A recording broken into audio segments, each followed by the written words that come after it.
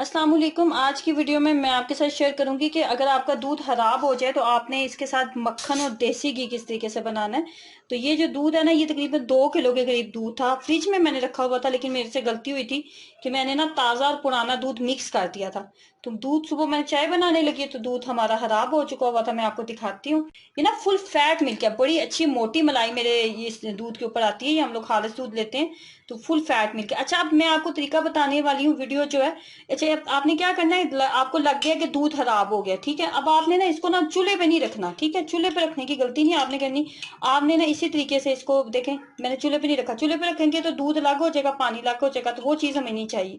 तो क्या करना है कि पहले ना आप फ्रिज से आपने निकाला या बाहर ही आपका पड़ा हुआ था, खराब हो गया, तो इसको ना नॉर्मल टेम्परेचर में होना चाहिए। जैसे रूम टेम्परेचर का होता है ना, बिल्कुल वैसा इसको होना चाहिए, फ्रिज का नहीं होना चाहिए। अगर फ्रिज का है तो चूल्हे पे नहीं रखना, नीचे रख दें ताकि ये नॉर्मल टेम्परेचर में आ जाए। जब आपको लगे कि ये नॉर्मल टेम्परेचर में आ गया, इसकी क्वांटिटी मैं आपको बता रही हूँ कि 2 किलो है, ठीक है। तो हमने इसके अंदर ना दही लगा देना है। अब हमने इसको जाग लगाने लगे हैं, क्योंकि हमने मक्खन और देसी घी से निकालना है। तो जाग हम इसको लगाएंगे ताकि इसका दही बन जाए। उसके बाद हम इसको ग्राइंड करेंगे तो इसके अंदर से मक्खन निकल आएगा, फिर उसको हम देसी घी बना लेंगे। तो 2 किलो दूध है आपके पास, तो इसको इसके अंदर दही कितना डालेंगे। ये दही है हमारे पास तकरीबन ना 3 से 4 खाने के चम्मच हम इसके अंदर डाल देंगे। ये देखें। अब मैं इसको इधर ही गर्मी में किचन में रख देने लगी हूँ, ठीक है, ताकि ये ना अच्छे से ना दही इसका जम जाए, ठीक है। उसके बाद जब मुझे लगेगा फुल अच्छे से दही जम चुका है, तो उसके बाद फिर हम इसका मक्खन बनाएंगे। अच्छा जी, फुल दही जो है वो जम चुका था, रात को जम गया हुआ था दही।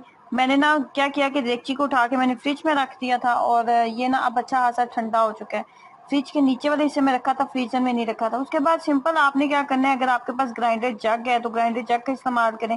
अगर हैंड ब्लेंडर मौजूद है तो उसका इस्तेमाल कर लें।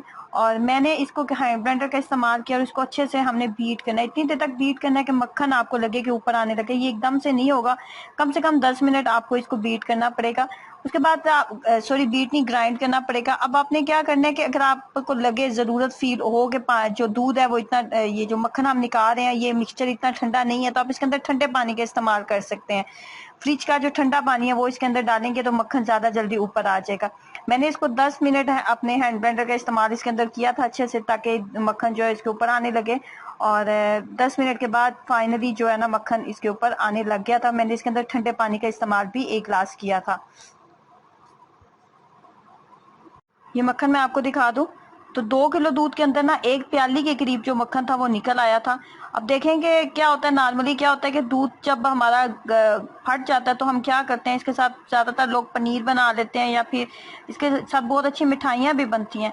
लेकिन अगर आपको मक्खन और देसी घी खाने में पसंद है और दूध खराब हो चुका है तो इस तरीके से आप मक्खन भी बना सकते हैं।